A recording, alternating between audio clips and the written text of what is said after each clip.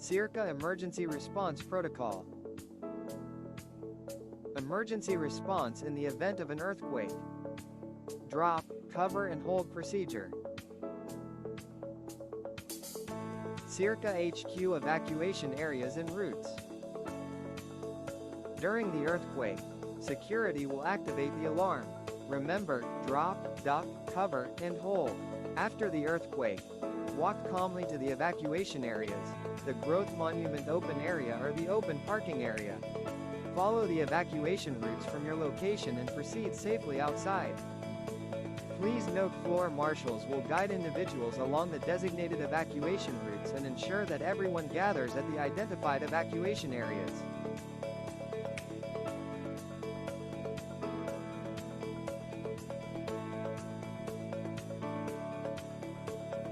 SEARCA Residence Hotel evacuation area and routes. During the earthquake, security will activate the alarm. Drop, duck, cover, and hold. After the earthquake, walk calmly to the designated evacuation area, the side open parking area. Follow the evacuation routes from your location and proceed safely outside.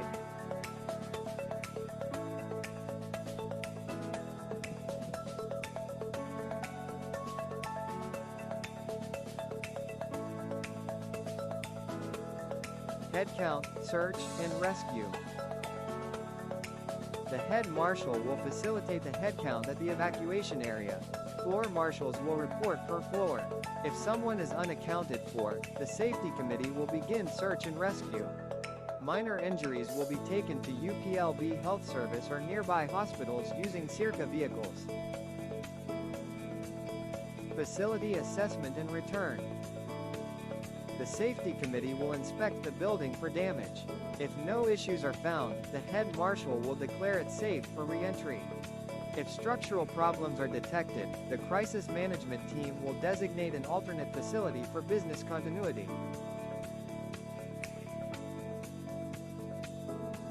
Emergency response in case of fire. In case of fire, the security team or safety committee will activate the alarm. An announcement will be made through the PABX system to guide evacuation. The head marshal will notify the university police force and local fire stations. Small fire extinguishing. Fire extinguishers are located inside the building. If the fire is beyond control, do not attempt to extinguish, evacuate immediately.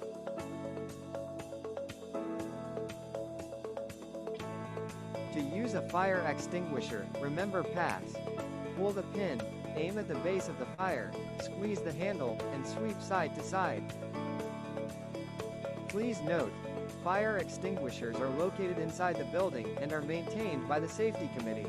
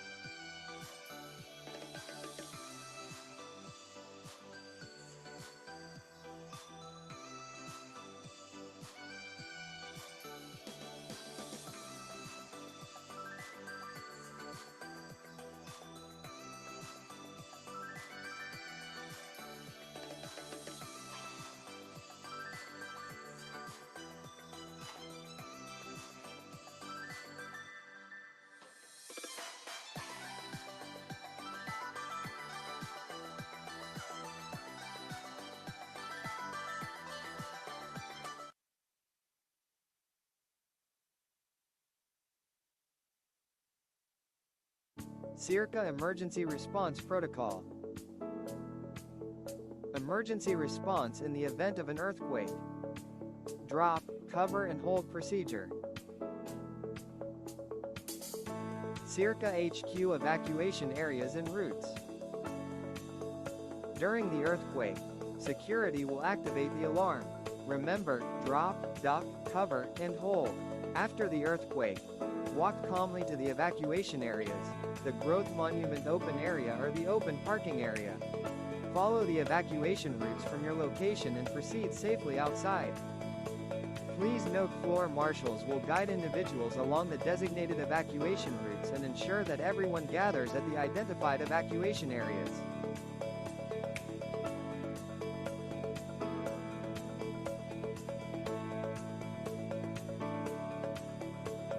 SEARCA Residence Hotel evacuation area and routes. During the earthquake, security will activate the alarm.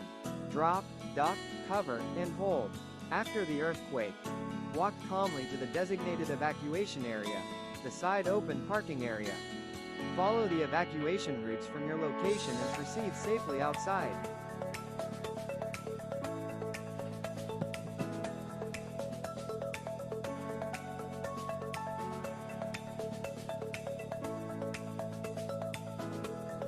Head count, search, and rescue. The head marshal will facilitate the head count at the evacuation area. Floor marshals will report per floor. If someone is unaccounted for, the safety committee will begin search and rescue. Minor injuries will be taken to UPLB Health Service or nearby hospitals using SEARCA vehicles. Facility assessment and return. The safety committee will inspect the building for damage. If no issues are found, the head marshal will declare it safe for re-entry. If structural problems are detected, the crisis management team will designate an alternate facility for business continuity.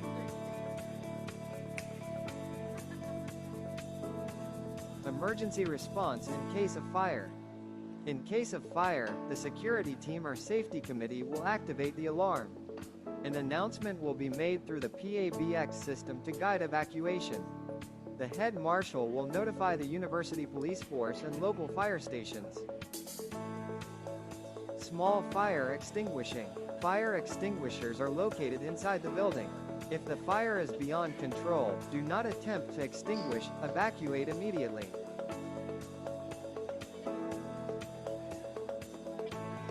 To use a fire extinguisher, remember pass. Pull the pin, aim at the base of the fire, squeeze the handle, and sweep side to side.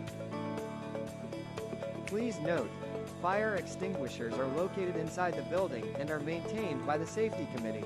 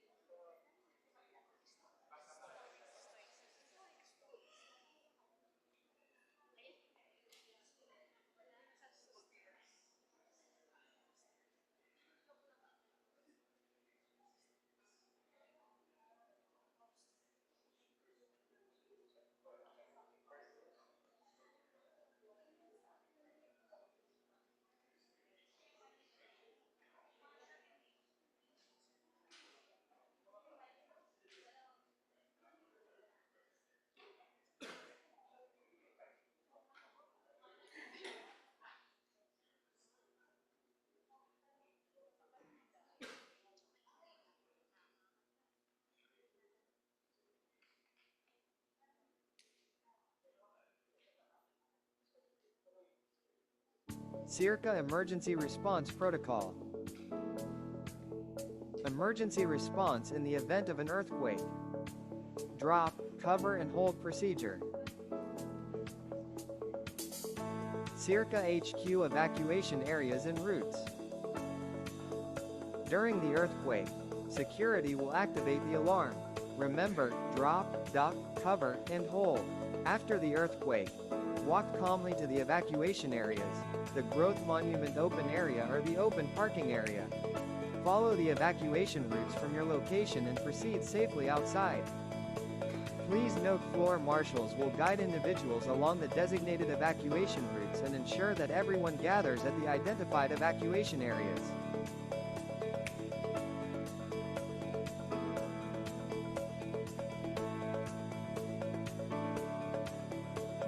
SEARCA Residence Hotel evacuation area and routes. During the earthquake, security will activate the alarm. Drop, duck, cover, and hold. After the earthquake, walk calmly to the designated evacuation area, the side open parking area. Follow the evacuation routes from your location and proceed safely outside.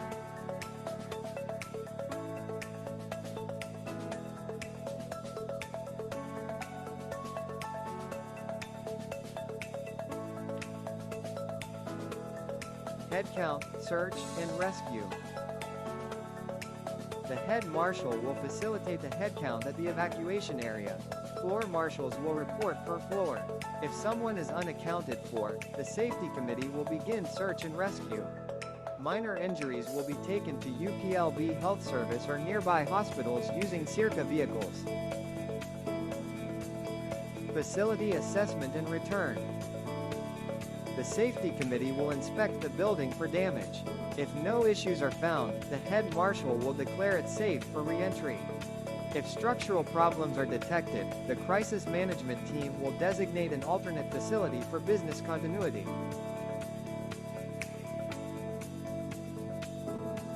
Emergency response in case of fire. In case of fire, the security team or safety committee will activate the alarm. An announcement will be made through the PABX system to guide evacuation. The head marshal will notify the university police force and local fire stations. Small fire extinguishing. Fire extinguishers are located inside the building.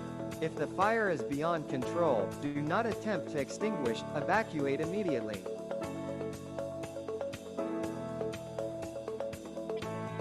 To use a fire extinguisher, remember pass.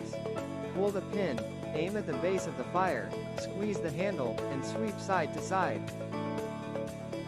Please note, fire extinguishers are located inside the building and are maintained by the safety committee.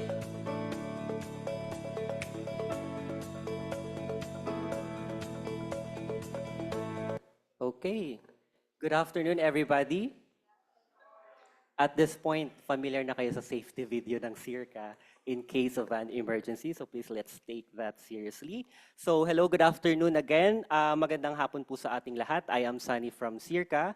Welcome to another session of our Agriculture and Development Seminar Series, or ADSS. So thank you for joining us today, whether you are here on site, punong-puno po ang Dralon Hall ngayon, or if you're tuning in online, we're also being streamed on SEARCA's Facebook page and via Zoom as well. So this ADSS is SEARCA's flagship seminar series that encourages the presentation and discussion of development and research issues, as well as their implications for the sustainable transformation of Southeast Asian agricultural systems through innovation. It aims to foster dynamic discussions and knowledge sharing within and beyond the Los Baños science community, and we're very honored to have here with us this afternoon some leaders of the LBSC-FI. For this afternoon, we are honored to feature a distinguished economist and public servant whose work has shaped major reforms in the Philippines. So wag na po nating patagalin. May now invite SEARCA's Deputy Director for Administration to introduce our guest speaker, Associate Professor Joselito G. Florendo. Thank you very much and good afternoon to all of you. Dr. Karl Kendrick Chua is the Managing Director for Data Science and Artificial Intelligence in Ayala Corporation. In his capacity, he helps the Ayala Group become a data and AI-driven organization. He is also a director of the Bank of the Philippine Islands and an independent director of DNL Industries, among other companies. Dr. Chua was a senior official in the government of the Philippines for 6 years from 2016 to 2022. As Secretary of Socio-Economic Planning and Chief Economist of the country, he provided strategic leadership on economic policy during the COVID-19 pandemic and the further liberalization of key sectors of the economy. He also oversaw the implementation of the National ID Program and the National Innovation Strategy. As Undersecretary in the Department of Finance, he led the technical team in the passage of the Comprehensive Tax Reform Program and the Rice Tarification Law, among other reforms in the government's 10-point socio-economic agenda. Prior to joining the government, he was with the World Bank for 12 years and was the senior economist for the Philippines. He has a PhD in economics, and in 2018, he was awarded one of the 10 outstanding young men of the Philippines for economic development. Ladies and gentlemen, please help me welcome Dr. Karl Kendrick Chua. Thank you very much. Good afternoon to everyone. Good afternoon, Chancellor, Mayor, to my former colleagues in government, Bruce, Fermin, of course, to Director Mercy. We work together in NEDA, and every one of you for participating in this lecture, because it will take some time. Because this is SEARCA, I thought the lecture should be something related to what SEARCA is doing, and what Los Baños is doing, and what UP Los Baños is doing, and what the country should focus primarily on: agriculture. This morning at the CIPAF, I lectured on the broader macroeconomics, and I told my audience that I will talk particularly about agriculture. Our country today is a very stable country. However, it is not prosperous yet. So the idea is, how do we transform the country from stability, basically the ship is not sinking, to prosperity? The ship is moving fast, sailing fast to a better place. Very important to this is having to go through a proper structural transformation, which I will discuss. Without that, no country can prosper. That is why we have to begin with agriculture. That is the main topic of today's discussion. So let me begin with economic development in general before I talk about structural transformation and agriculture. Our strong macroeconomic fundamentals have underpinned solid growth. So when one looks at our real GDP growth rate over 4 decades, from the 90s to the 2000s to the 2010s and the past 5 years, we are seeing very strong increases in GDP growth, except for the last 5 years, primarily because COVID dragged it down so much. Our inflation in the 90s, normal ang 9% inflation. Today, it is outrageous. We should be having 3%. That is what we achieved prior to pandemic. It went up a little bit, but hopefully it will go down. Inflation is key to normal households. Our interest payment, yung utang natin, we have brought it down from 4% of our GDP to around 2%.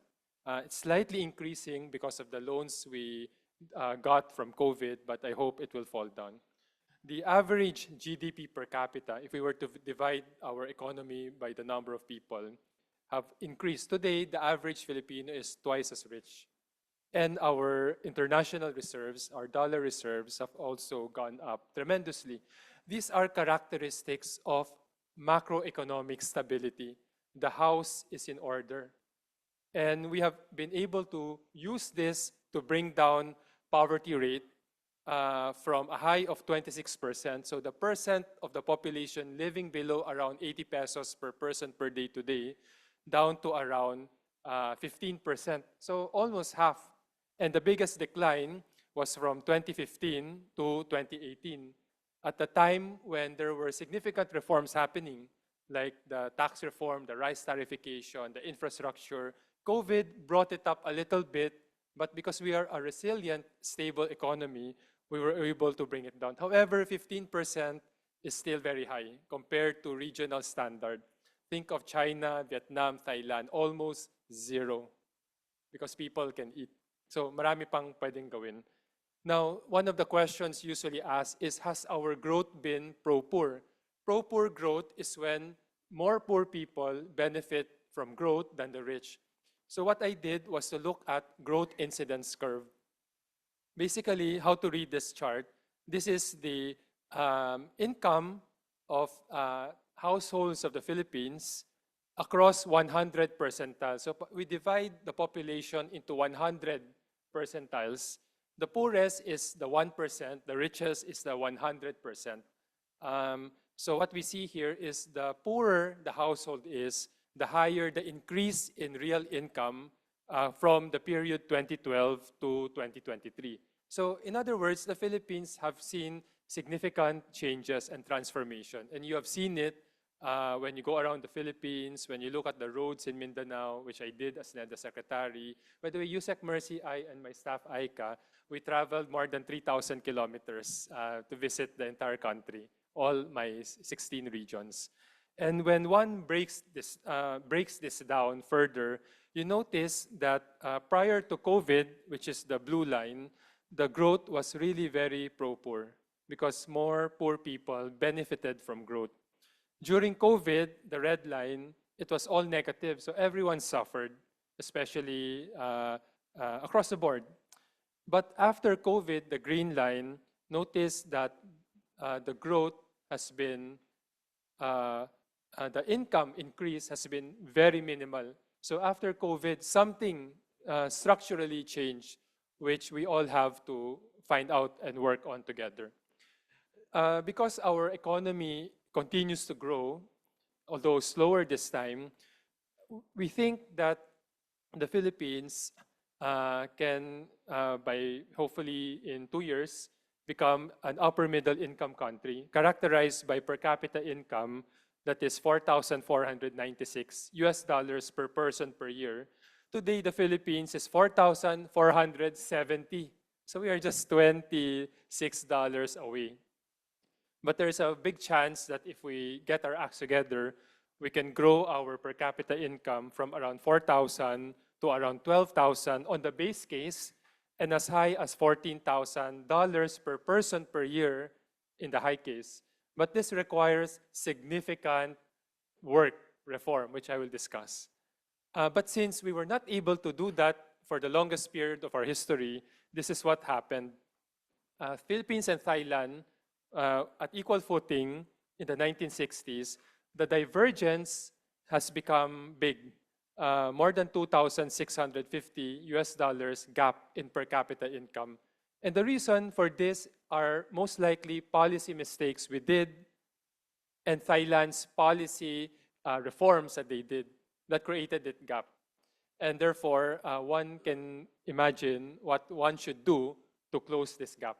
Because at one point, we were slightly better, but now the gap has grown bigger. Our growth in the Philippine economy is good by regional standard, but it's slowing down, but it is very low relative to our potential. We should not measure our growth based on what other countries are experiencing.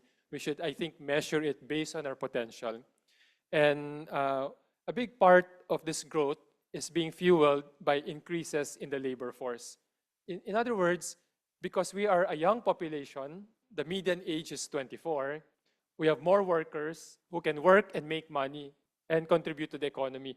The other countries in the region, Vietnam, Thailand, are aging, especially those in China, Japan, and Korea. So we should actually not compare with them. We should compare with our potential. And our potential is 8% for one generation, because that is the growth rate of our neighbors, 8% average growth per year for one generation. The reason why we cannot hit that is the quality of our growth is consumption-driven. In the last 25 years, our average GDP growth was 5.3%. However, 4.9% of that is consumption. Only 0.4% of that is the more important investment, government's provision of public goods like infrastructure and export. So if you have been growing 95% of the time based on consumption, and consumption is what you earn, you spend, and then after that, wala na. Next year, what you earn, you spend.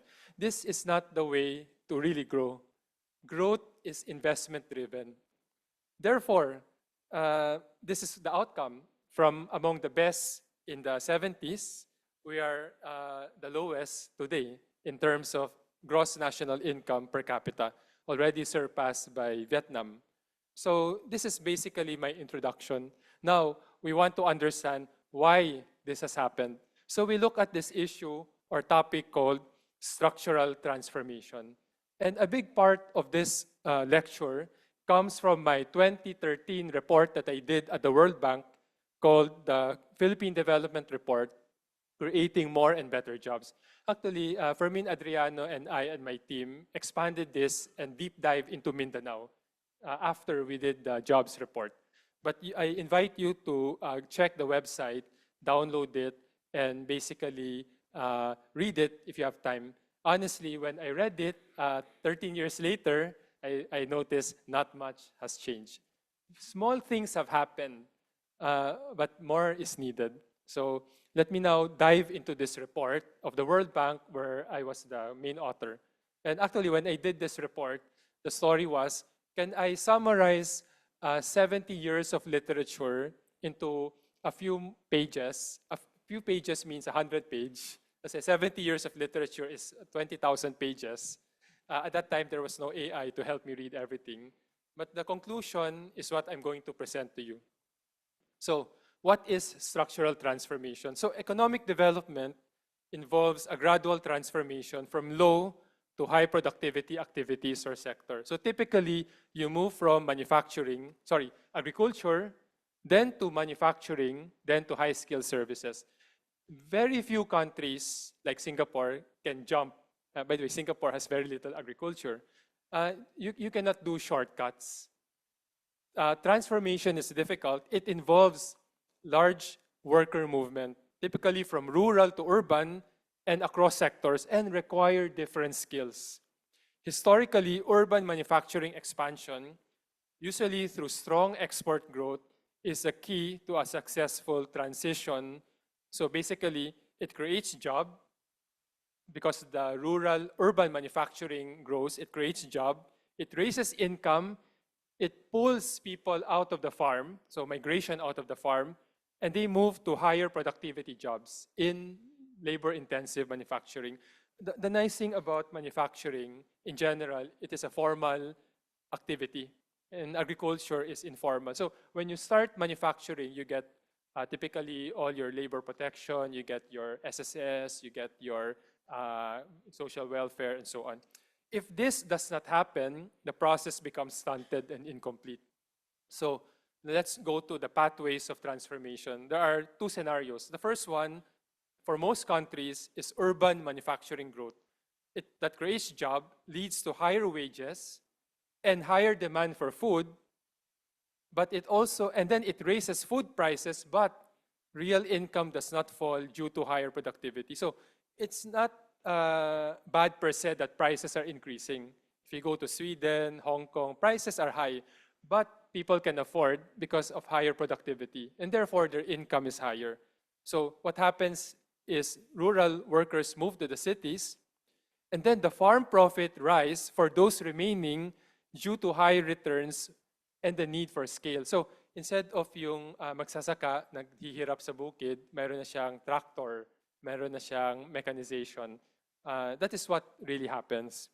And agricultural productivity and investment increase both at the farm and non-farm, and therefore rural income increases even as food prices fall. Go to the US, go to Europe, first thing you notice, food is cheaper than here. I go to Thailand, I can buy in the food court 30 baht. Here, I'm not sure if 100 peso is a good meal. And therefore, poverty reduction follows as both sectors improve. But another way to achieve this structural transformation, I will call it the China model.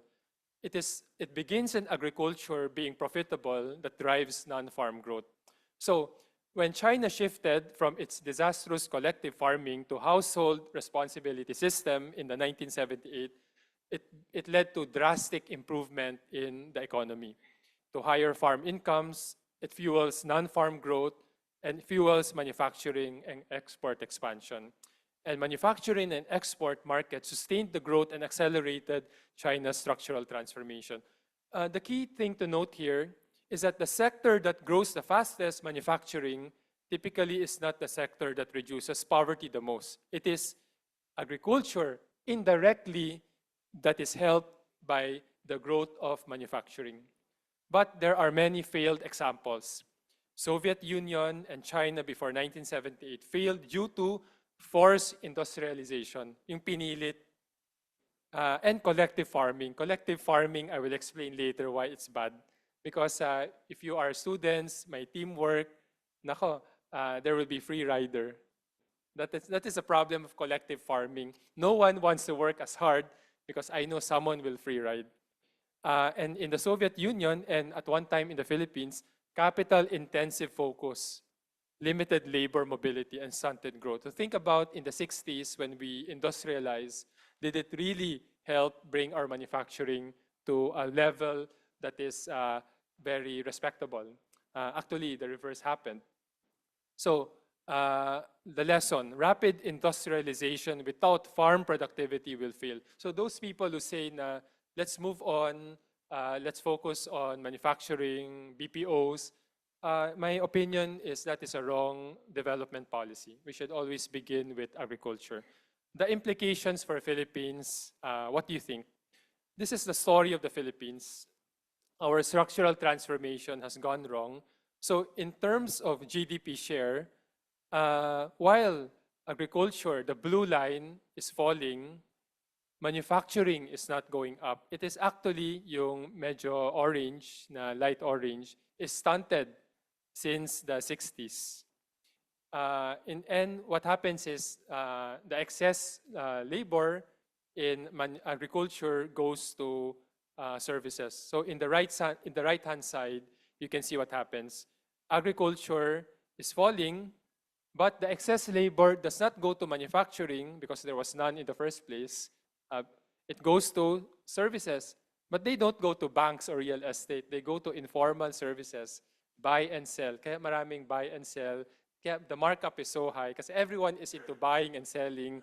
In my condo in Ortigas, so many people are buying and selling. I don't know how much markup they add. Manufacturing and industry in general has been stagnant for so long. That is not a good or proper structural transformation.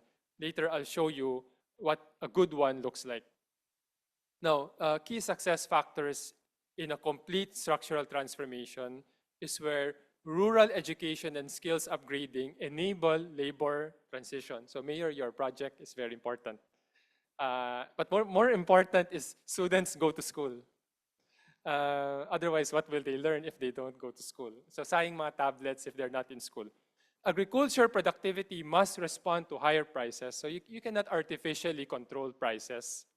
I do not think a policy of fixed price like rice at 20 is sustainable. It can help during a crisis period, but it is not sustainable. Manufacturing and later high-skilled services will serve as the major source of growth.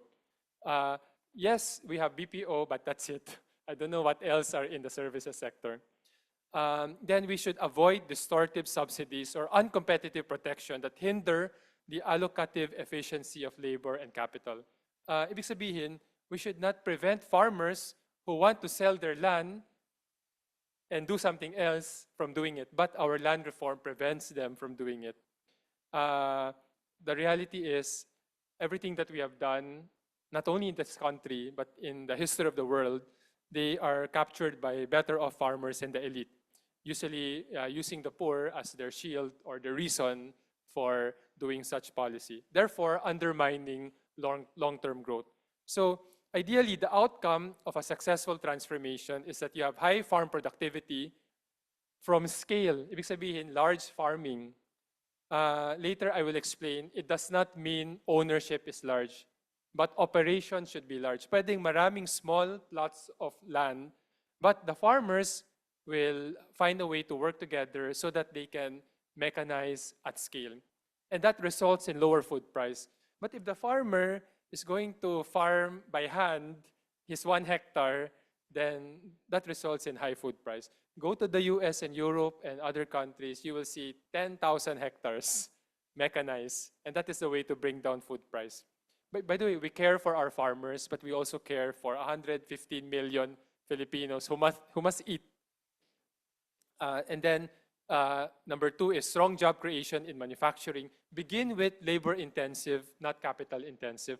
I think the mistake of the country was we pushed for capital intensive industrialization. That is not our comparative advantage. We lack capital, we have exchange rate issues. And the third one, if you do it right, you have higher income, rapid poverty reduction, people transition to high-skilled services. By the way, the BPO sector is hard-pressed to grow because they cannot find good workers. Because naubos na yung good workers. Either they're in BPO, in the few conglomerates, or they have left and migrated. This actually is the story of the successful East Asian countries, which we call the East Asian miracle. So why are they successful? Japan, Korea, Taiwan, Malaysia, Thailand, Indonesia, they grew by 7.3% for more than 1 generation, average, when the Philippines was growing only half. And they shifted from agriculture to manufacturing, then high-skilled services. Therefore, they followed the correct path towards development. And their poverty and unemployment declined sharply. In the region, East Asia, from 92% in 1981, poverty fell to just 33%, using the World Bank's $2 a day. Thailand and Malaysia today has 0 poverty at the $1 a day. $1.25 is like your 80 pesos. Tayo naman, we still have 15%, for instance. So, what does it look like? Let's look at agriculture. Notice that the black line is the Philippines. In terms of GDP share, our agriculture has been falling, but look at the other countries. It has been falling sharply. In other words, if it's falling sharply, their people and their resources must be going somewhere. So let's take a look where it has gone. So we look at manufacturing. Notice that in most countries, they have moved up from below Philippines, below the black line, to above the Philippines. So they have moved their workers from agri to manufacturing. In the Philippines, we actually started high but kept it high. We started slightly high, but then we declined, while other countries move up. Therefore, they underwent a proper structural transformation, but we did not. Because I don't have complete data for manufacturing, I look at industry. You can see the same story. Almost everyone, employment share and GDP share, industry is much higher than Philippines. So we really did not transition into some big, respectable manufacturing size. So where did our people go? Services. Notice that in most countries, they are below the black. So their people from agriculture did not jump to services. They went to manufacturing where the value added is the greatest. In the case of the Philippines, we pulled our people out and put them largely in services. But unfortunately, this is the low-scale informal services. And as a result, not surprisingly, they can do much better in reducing unemployment and poverty. So the black line again is the Philippines. In the case of unemployment, we increase while they decline. In the case of poverty, we decline slowly. The rest of them decline faster or are approaching zero. So that is, in a nutshell, the difference between a good and a bad structural transformation. And I will now go to the important details. And I begin with agriculture. Actually, all countries did land reform. But in Japan, Korea, Taiwan, and China, They did it very fast. Within 10 years, tapos. We are now on our 70th year of land reform. I will talk about that later. Indonesia and Thailand had smaller family farms, which is good. The problem with the Philippines is we were colonized and therefore land inequality was so big. In those countries, farmers had ownership, they actually had some title, so it secured their property rights. And if you know that the land is yours, you will invest. If you know that there is some uncertainty about your own land, why will you invest? Baka kunin yan or i-expropriate. And then the land actually became the asset to move out of poverty because it became marketable. Unfortunately, in the Philippines, I understand from our land reform, you cannot even lease, rent, or sell the land until you have completely paid the amortization. Luckily, we have the emancipation. And their governments ensured a functional land markets. Here kasi, we force our farmers to be farmers even if they're 70 years old. The children don't want to farm, but we have a land market that says, no, you cannot sell it. And the government, of course, provided the public goods like irrigation, and then that led to initial rural equality. Equality is important, but we need efficiency eventually. And by fixing their agriculture sector, they were able to move on to an export-driven industrialization. So that this part I will not talk about, but in general, this is what characterized the East Asia miracle growth story of our neighbors. Now, the Philippines, this is what happened. We missed a crucial step in our transformation. And then I will pause and drink water. So far, I hope you understand. Is it very complicated or? Okay. What happened in the Philippines? We had an early start, but we failed to industrialize. Manufacturing stagnated at 25% since 1960s. Employment at 10% since 1960s. The Philippines manufacturing sector began to decline when our per capita GDP was $500 lang. Similar to many Latin American countries. In contrast, in East Asia, the decline only started when their per capita income was 10,000. So, $500, pababa na tayo. Sila, they went all the way up to 10,000. By that time, kasi 10,000, they're already an upper middle income country, about to reach high income country. Therefore, they can shift to services. Paul Krugman in 1992, when Cory Aquino invited him to be an advisor, said the Philippines and Chile were at the opposite side of the world. Because Chile was more like East Asia in growth, Philippines was more like Latin America with stunted growth. Therefore, services absorb labor out of agriculture, but in low productivity sectors. Thus, the Philippines, conclusion, missed a crucial step in the structural transformation process, which is the rise of agriculture productivity and manufacturing and the associated successful job creation in urban area. So if you ask me, what is the ultimate solution for our future growth? For me, you fix agriculture to allow manufacturing to have another chance and therefore bring everyone out of poverty. The solution for me is not BPO and remittance. That is the bottom line. The Philippines stunted structural transformation. Notice yung black, the black is always Philippines. Notice that it begins to fall everywhere when the other colors representing the other countries continue to grow. So this one I will not discuss in detail, but if you're interested, you read the report that the World Bank wrote. What is the cause of the, okay, ano yung problema? Why did we have an anomalous structural transformation? Land inequality and weak land reform reduced property right security, the functional land market, and thus rural investment. We have policy distortions in rice, corn, livestock, poultry. In other words, protectionist sector. To protect the farmers, we force the entire country to eat and pay double for food. Sugar 4 times, and so on. We give incentives that are not performance-based, targeted, time-bound, and transparent. So we overly protect them, certain sectors, and then we are capital biased. And of course, we don't invest in the people, so they are unhealthy, uneducated, and our investment climate is not great. Of course, we know very well that in many cases, there was an elite capture, whether elite in government or in private sector, that basically captures it. That is why today you see inequality very high. The consequence, the services sector became the dominant sector, but it's largely informal. Many people make a living by trading and by adding to the chain of markups.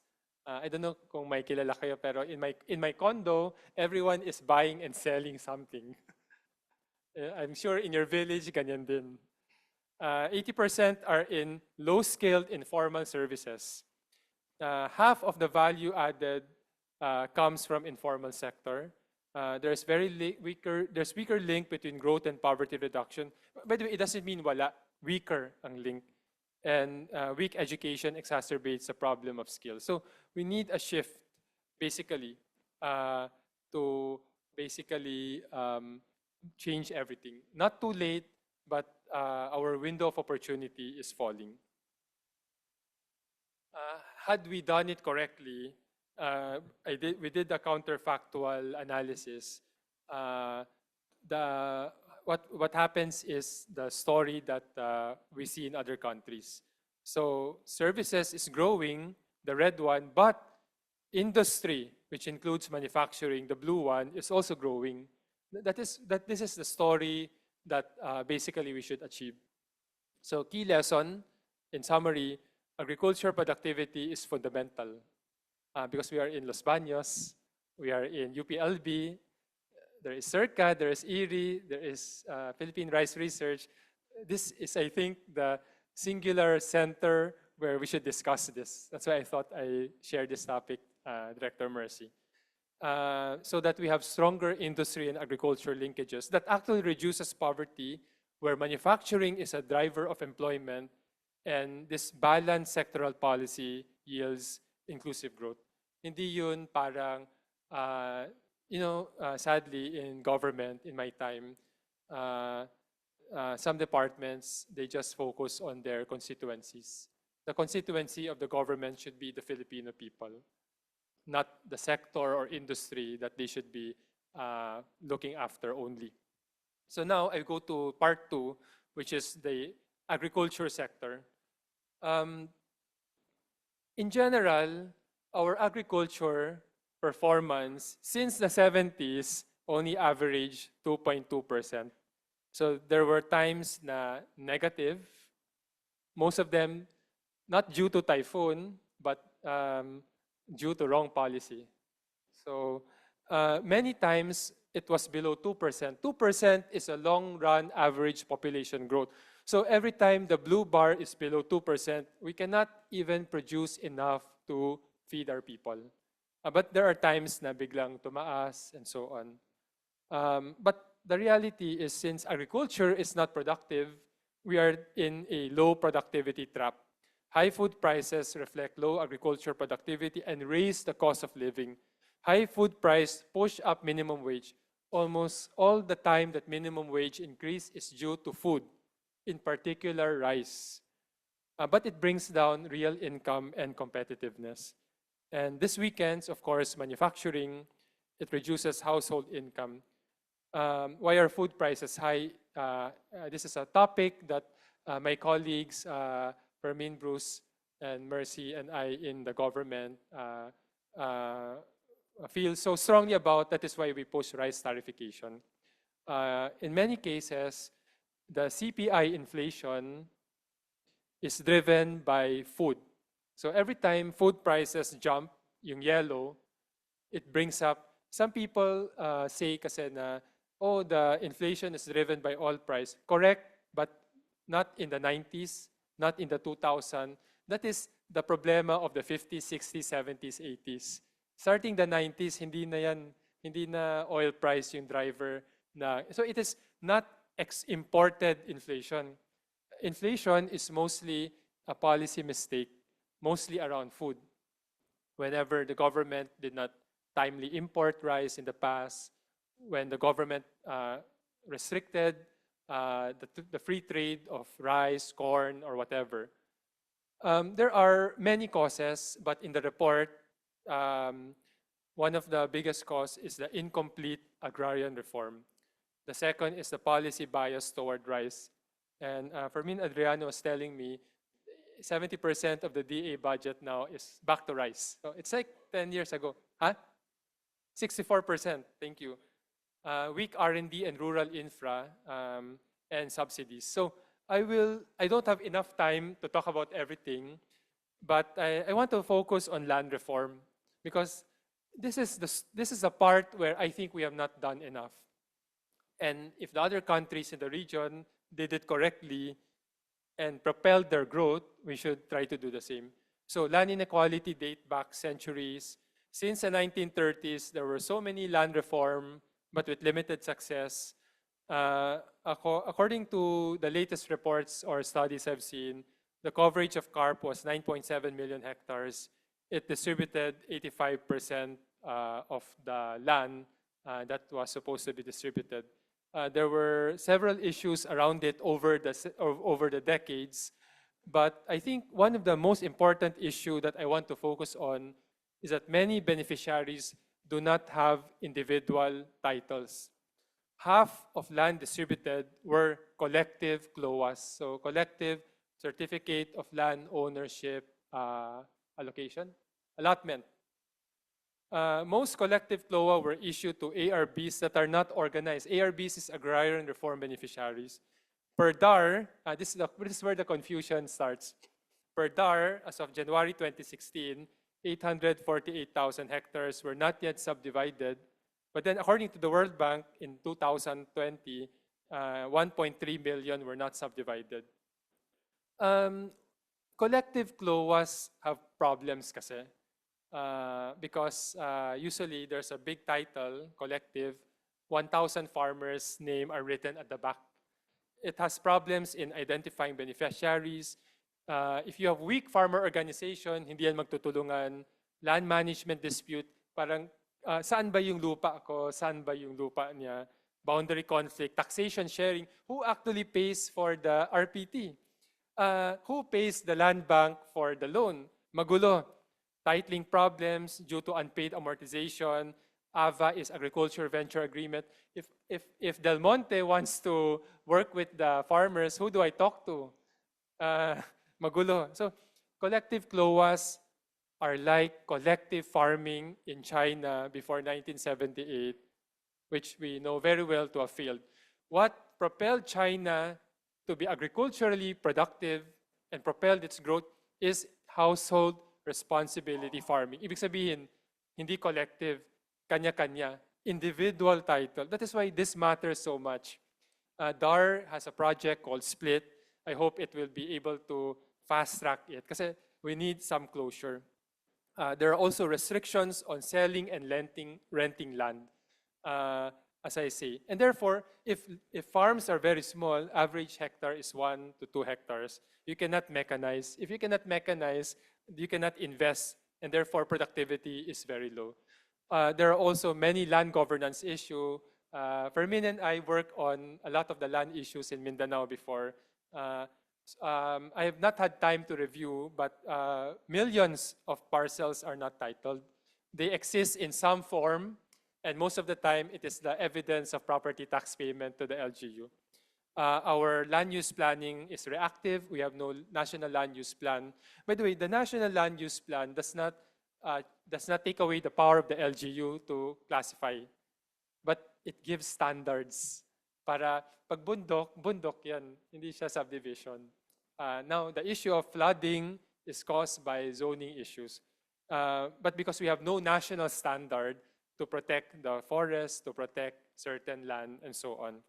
And the LGUs collect less than 60% of potential land tax because we don't know how to classify land to the best use. So kanya-kanya. And poor valuation. Historically, there were agriculture policy bias. In the interest of time, although it is all in my slides, you will get it, I will only focus mostly on the land reform issue. But the general idea is we were biased against agriculture. So what do we need to do? We need to complete agrarian reform to secure property rights. We need to shift the focus from crops, subsidizing inputs, to farmers. Parang look at the farmer. Prioritize R&D, infra, logistics, investment climate, and so on. No? Now, what are the reforms needed in agriculture? There are many, but the most important for me na hindi pa talagang nagagawa in grand scale is strengthening property rights and the land market by completing agrarian reform. So, pag sa classroom, mayroong time's up, finish or not finish, pass your papers. The same thinking should be for land reform. Tapusin na. Finish or not finish, tapusin na. Because the more it lingers, the more uncertainty, the more we cannot invest, the more we cannot have a functional land market, we cannot have scale. Now, don't get me wrong, I believe farmers should have individual titles to their small plot. Ownership can be small, but operation and management should be big so that we have scale, so that we can get tractors and R&D, and you can borrow and talk. You know, if each and every farmer is gonna talk to a lender, usurious talaga yan. But if a farmer organization, association were to talk to a rural bank, then you get a better deal. Then we have to shift from equity to efficiency. We have prioritized equity for 70 years. It's not perfect, but we have done enough. Now we have to shift to efficiency by focusing on increasing scale, meaning large-scale operation. So ownership can be small, but operation and management need to be big enough, and consolidation should happen operational level. Scale is key to economic growth. If you are doing handicrafts, many people are doing handicrafts, manual labor. How many can you produce? The textiles or the woven basket? Maybe you can produce 50 a day. That is not going to matter much. You need to produce tens of thousands a day. Scale. Then we reform land administration and titling. We focus from inputs, kasi before we are heavy on inputs, fertilizers, even Metro Manila get fertilizers when there's no agriculture. That was in the 2007. To farmers, but not only farmers, but let's look at products and value chain. We reallocate public spending to public goods and targeted support if needed, and we fully liberalize rice and other key crops. We want to help the farmers, but let's also think about all the people who must eat and find a way to help the farmers really improve productivity. So in particular, fast-track the subdivision of collective CLOAs. There's a split project in DAR. There are many succession and dead beneficiaries issue. Apparently, because land reform took 70 years, many farmers are dead. And their children don't want to farm. So magulo. So really, something really has to happen. Otherwise, no investor will come. You cannot consolidate operations if you don't know who to talk to. Baka naman kausapin ko itong farmer, the next day, iba pala yung totoong may-ari. Then we have to relax land sale and leasing and bring it down so that we have an efficient and functioning land market. In land administration, scale up the implementation of the residential free patent law, move the land registration from courts to executive agencies, consolidate multiple titles into single certificates. This is for those who really want to bring all their ownership together. For instance, if you want to have agriculture venture, adopt provisional titles. If no one is contesting your continuous possession over the decades, pass a National Land Use Act so that you can modernize mapping, database, and so on.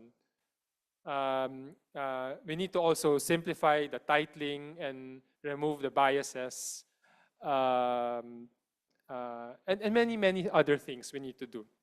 I will not go to the details. We reallocate spending towards public goods. We improve the delivery of farm services. Let's try to find some public-private partnership in extension, and to do a cluster and value chain approach. Let me end with one last topic, which is liberalizing rice and key crop market. Because this is an issue we have faced in the last 3 years. High food inflation, high inflation, therefore depressed real income. So ideally, we open trade and logistics. We effectively implement the rice tariffication law. DA and NFA's role should be limited to buffer stocking for emergencies only. We cut the tariff, also the non-tariff barriers for the other crops, corn, sugar, poultry, and other protected goods. Enforce smuggling laws and address consumer welfare concerns. I end with a few slides. Inflation spikes in the past 30 years have been driven by food, rice in particular. The first time that you have sustained negative inflation of rice was after the passage of the rice tariffication law, the dotted vertical in 2019. In other cases, pataas ng pataas ng pataas. Fortunately, right now, because of some changes in policy, rice inflation has been falling. So hopefully that will address. The other problem we need to address is this very wide gap between farm gate, what the farmers get, and what the retailers like us who eat rice pay. More than double yung gap. So the inefficiency is not only in the farm, it is in the value chain, the milling, the logistics, all those who are making patong all the way, and so forth and so on. We also need to work on some more freer policy on importation. You know, unfortunately, importation is not the best policy. But for now, since we cannot be agriculturally productive, people have to eat.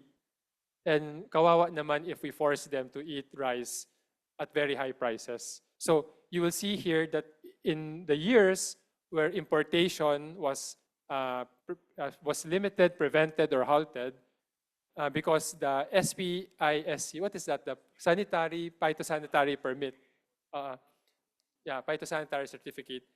In 2022, binaba nila to 461. By the way, these are all government data, no? So you can verify. Of course, we import only 626,000 metric ton. What happened to rice? You see the drastic jump in rice inflation. When the government saw and recalibrated, they imported 4 million, 9 million. Yung 9 million, medyo nasobrahan yata. That is why they have to recalibrate again. But notice that it is only one product, rice, and that drives so much of the inflation. And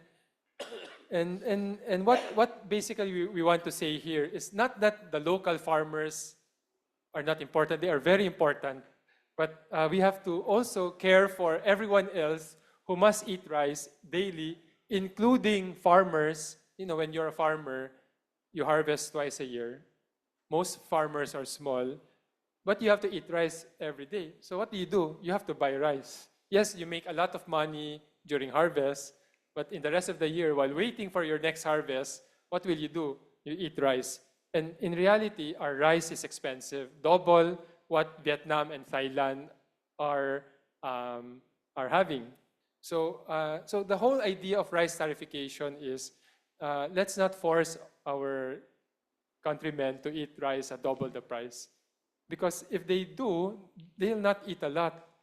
And if they don't eat, they don't have nutrition. They cannot go to school. They cannot get a good job. So the implication is a lot. That is why we have rice tariffication. Now, because it is now 3 o'clock, I will pause here. I wanted to spend the next part of my story on education, but instead of going through the PowerPoint, because I presented this in the morning, and you can read it, I just want to make one common point. After we fix agriculture, and a big part of that revolves around land reform and rice and food policy, we have to fix the education sector. Because malayo talaga yung the gap. Maybe to excite your mind, a few slides lang. Those who did not attend my morning lecture, you know, we are so low ranking in the PISA, um, or the Program for International Student Assessment. Palestine, which is at war, has a higher score than Philippines. That is what hurts me a lot. When I was in NEDA, it was a pandemic. When we closed school for 2 years, and unfortunately, me and Secretary Briones always argue about this. By closing school, we prevent our workers, our future workers, students today, from earning 11 trillion pesos. Kasi every year that you don't go to school, our research shows that your income is 7% less. The difference between a college and a high school grad is around 50% yung difference in salary. So that is why I'm very keen on protecting the future, our only future, which is, as a mayor, as Rizal would say, I'm thinking, what would Rizal say if he sees that we have so many no class cancellation here and there, and Laguna, unfortunately, is the #1 in class cancellation. What will our national hero say? So that's why I'm very keen, and I hope na we will really give a lot of focus. So because I've spoken for a long time, I will stop here. Thank you very much.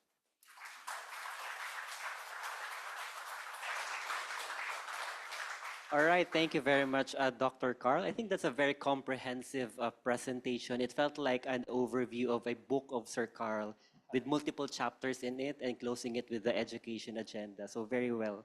Thank you very much again, Sir Karl. Now the floor is open for any questions from the room, and also we have questions also coming in from our attendees online. But maybe we can give the first question from this room. Anyone who would like to shoot the first question, kindly use the microphones on both sides of the room. Huwag na po kayong mahiya. Yes, sir, please. Kindly introduce yourself and your affiliation, sir. June Correa po from Erie. Sir, yung sinasabi niyo sa land reform, parang nasolve na yata ng mga bilyar po yun eh. But kidding aside, sir, saan po tayo mag-start dun sa sinasabi niyong structural transformation? Kasi parang napaka-complicated niya. Meron ba kailangang policy, tawag doon, legislation? Or nasa hands na po ba ng DAR? O parang hindi ko po magets kung saan po tayo magsisimula eh. Napaka-komplikado po nung problema. And you showed us kung ano yung picture ng structural transformation, pero hindi ko po mag-gets kung saan po tayo mag-start. Okay, thank you. The very important question. We know what the problem and why there's a problem. How is not very sure exactly how we will do it. So when I was in government, I asked my staff, because when we proposed a tax reform, everyone said it's impossible to pass, but it passed. So I asked my staff, you asked how 4 times. How, for instance, in land reform, how are we going to get all the data to prove the case? How are we going to influence the important stakeholders? How are we going to transition Department of Agrarian Reform, for instance? How are we going to compensate everyone affected? So a big part of the work is not yet done because most of us know the policy. There are 2 things na kulang. Data is so important. So when I did tax reform and rice tariffication, we had tremendous research backing us. So that when I go to Congress, hindi ako, I'll get back to you. May sagot talaga ako. Data is important, the research. So this is a ripe institution, collective institution to begin that. I was told that in 1986, there was a green book. What are the agricultural reforms needed, which Bruce and Fermin were part of? We maybe need something like that. In detailed thinking talaga on the how. Kasi what and why we know. The second is we need institutional knowledge on how to tackle bureaucracies. Because any reform is intrinsically about also transforming the bureaucracy. Hindi lang siya policy reform. What will you do with the bureaucracy? So we start with that. Then, when you are very prepared, you may, then you wait, okay? Because you have to wait for the window of opportunity. If the president or the leader is not interested, then you wait. But when a president or a secretary suddenly wants it and we are not ready, sayang. So we prepare. So what did I do with tax reform and rice tarification? For 30 years, we already know we have to do some rice tarification and tax reform. For 30 years and 12 years was during my time, we just collected and built on top of all the research. Then suddenly, in the Duterte administration, gusto nilang gawin. So nangyari siya. Mabilis. So, but if you're not prepared, then it will never happen. Thank you. Okay, anyone else from the room? Yes, okay. Good afternoon.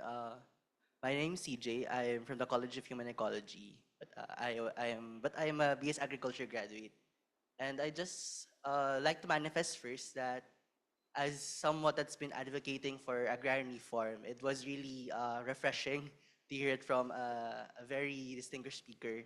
No, and all of the things that you have stated actually is not new to me per se, in a sense that we have always believed that land reform is a prerequisite for national industrialization.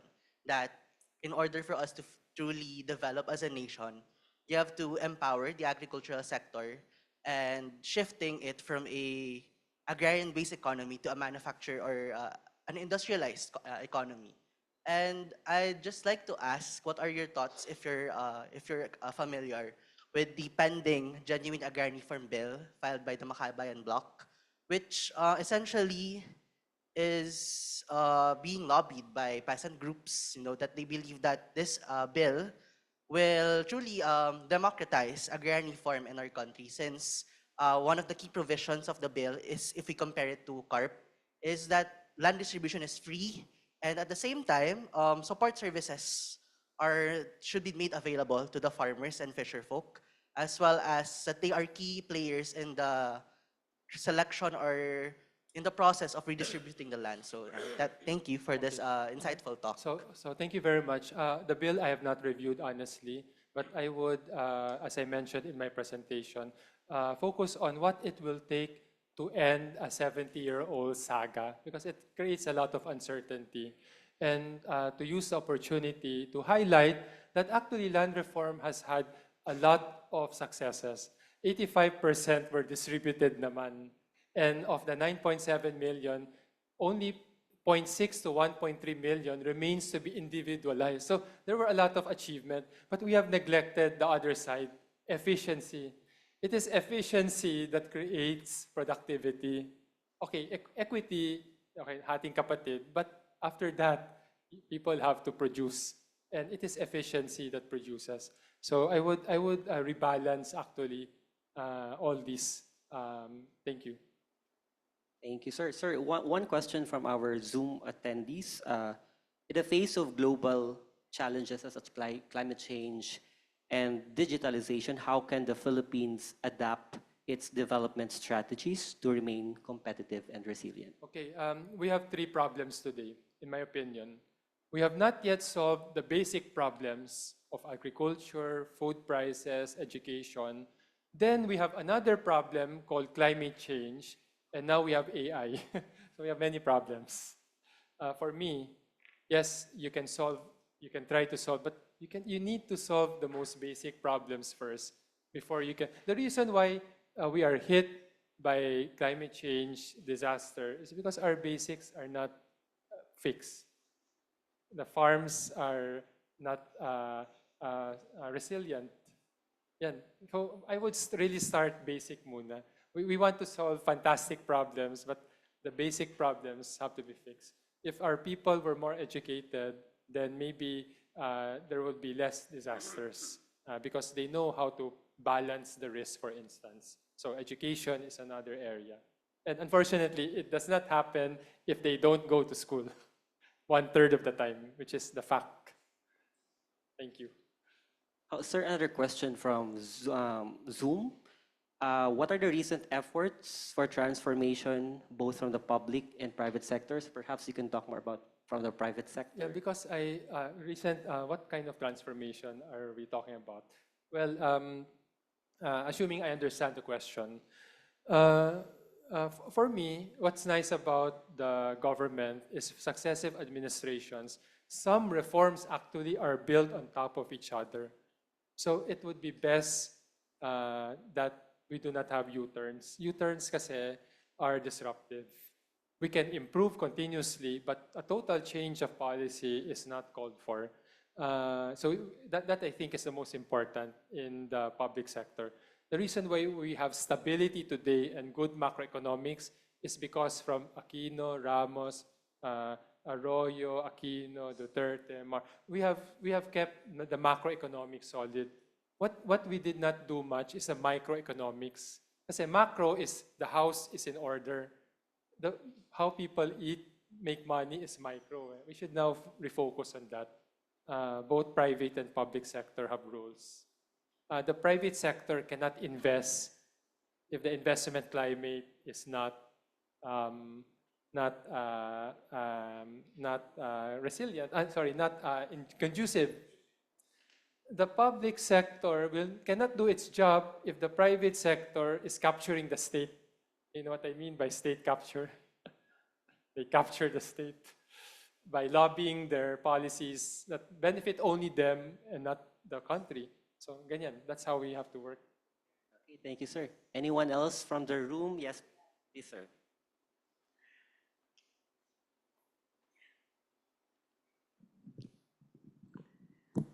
Resti Collado po, UPLB Alumni Association.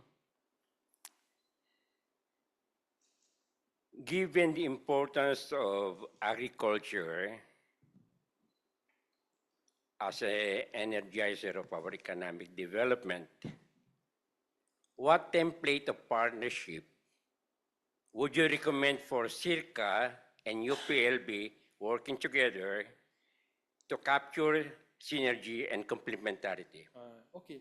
Well, I have a suggestion because I was inspired by Fermin and Bruce Green. Ano ba yung Green Book? Maybe Fermin, you should talk about it.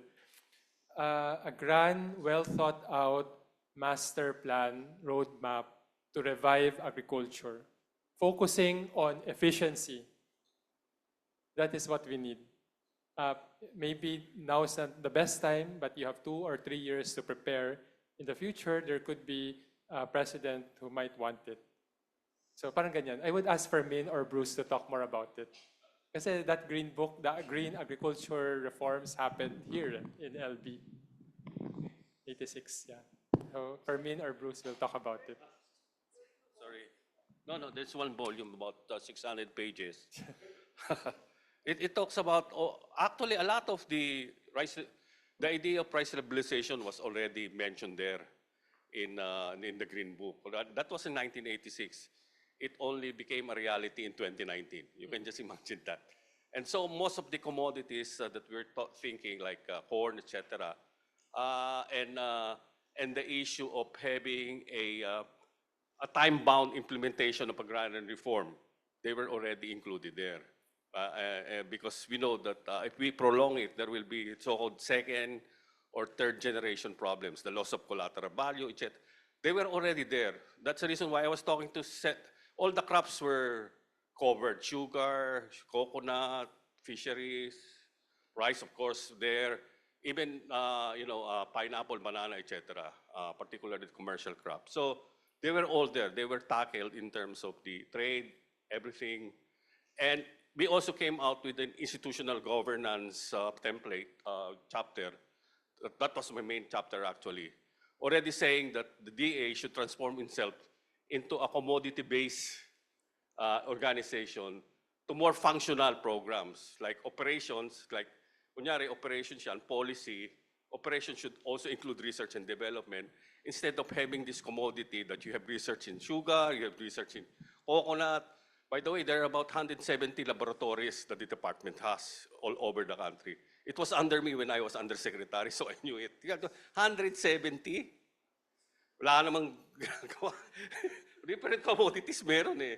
So then the regulatory function will be there, but that is separate from operations so that you can separate the development and regulatory function of the agency. Because if you to put the two together, most likely a lot of people will go to regulation because that's where the money is. They don't want to develop. Kasi maraming ano doon, di ba? Alam niyo na.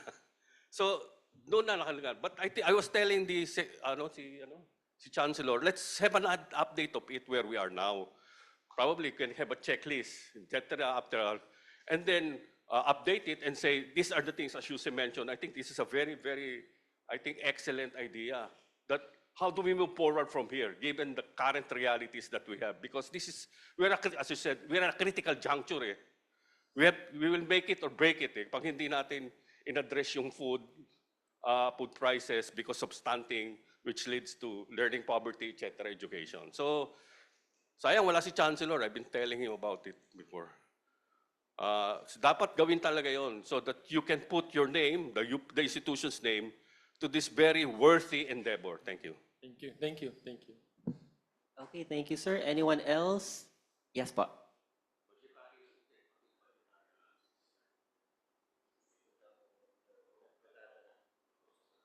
Alcalara po from College of Human Ecology. Sir, I'm a fan noon pang pandemic time kasi talagang sinusubaybayan ko yung mga policies and all that. Sir, ang nakikita ko lang po kasi meron tayo siguro structural transformation. Pero ang problema, alam naman natin sa farming, tumatanda na yung farmers. Tapos ayun, yun na nga po sabi nyo, ayaw na mag-farm ng mga bagets. No? So, kahit ang dami natin ganitong mga policies and all that, ang pinaka-problemang how is who will farm and later on. And then how are we going to engage them in such a way that, kahit ma-improve natin yung agriculture, may totoong gagawa sa agricultural sector to carry out all this structural transformation. Yun lang, sir, kasi laging, yun nga, at maganda ay direkta rin natin sa farmers, yung issue ng mga farmers, hindi lang sa... Okay. Sige, sir. Thank you. Okay, that's a very good feedback. Thank you. Which makes it especially important to think about the ultimate solution because the farmers are very old and their children are nowhere wanting to continue. But all the tractors and mechanization are ready if there is scale. Thank you, sir. Okay, one more question from the group. Yes, po.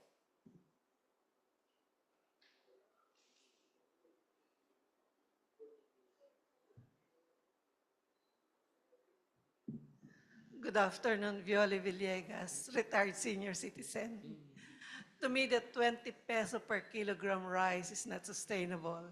Yes, it can feed a small portion of the population, not majority, and it hurts the farmers. They cannot sell their palay. They are at the mercy of the traders. NFA cannot cover all the cost of palay, and they require strict prescription. Walang, yung nasa mercy ng traders ang farmers. Tama ba?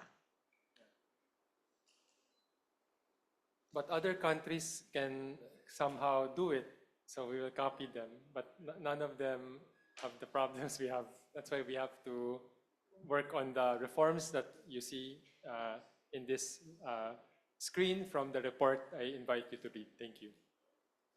Sir, just one more question from Zoom.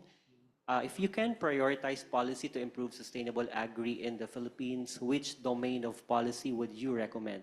Infra, land ownership, education, and why? Okay, honestly, except for the land reform part, the security of property rights, we have done various combination of the others. Infra, yes, we have done some irrigation, farm-to-market roads. May not be perfect, but may nangyari. Food policy, we did rice tarification. We have some adjustment to protectionist policies. May not be the best, but may nangyari. Extension service, R&D, something is happening, but kulang ng scale. The reason why kulang ng scale is because the farms are small. You know, why put so much money in extension, R&D, if only 1 hectare will benefit? That's why scale is important. And one thing we have not yet really done is the second part of the property rights, the shift from equity to efficiency. We have done the equity. Now let's move to the efficiency. Para everything else, the extension, the R&D, the infra, may totoong skill. Wala na yung drying of corn sa sidewalk, sa highway. That is a reflection of small farm. But if the farm is 1,000 hectares, hindi yan idadry yan. Otherwise, all national highways would have been occupied. Okay, thank you. Okay, thank you very much. I think that's it. Maraming salamat. Palakpakan po natin si Dr. Karl Kendrick Chua. And thank you to all our participants who asked questions. We would also like to hear about your insights from this presentation. So please kindly fill out the evaluation form. And yes, there you go. So for those of us joining online, kindly click the link or scan the QR code. And while you're doing that, we would like to invite SEARCA Center Director, Dr. Mercedita Sombilia, and Associate Professor Joselito Florendo to give the Certificate of Appreciation to our guest speaker.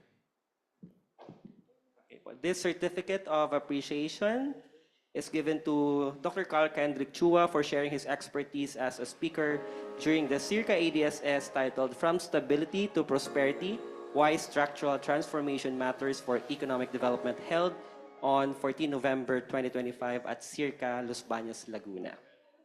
Thank you, Sunny. Before I hand this award to Sir Karl, I would just like to thank him personally. When I heard that, he was invited to lecture in SIPAF, I really took advantage and requested him to also give a lecture to us because I know that he has a lot of ideas that, the community will really, take advantage of. And I hope, Sir Karl, this is not going to be the last. We'll invite you again. You just sort of opened, a very small part of what we are really, looking at SEARCA, UPLB, and I think the whole country. So maraming salamat po.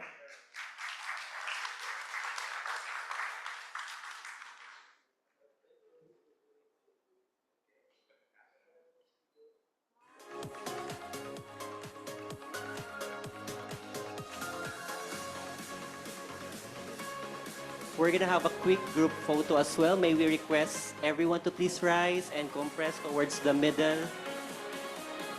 for a group photo with our resource speaker.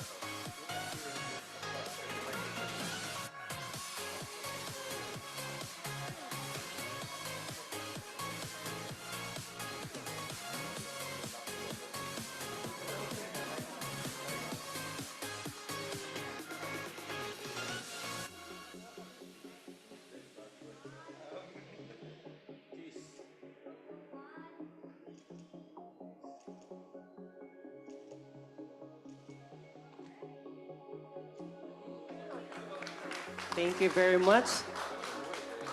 Refreshments are available outside. Maraming salamat po. And also to our attendees via Zoom and Facebook Live. We'll see you again next week, Monday, for another ADSS featuring Dr. Dindo Campilan.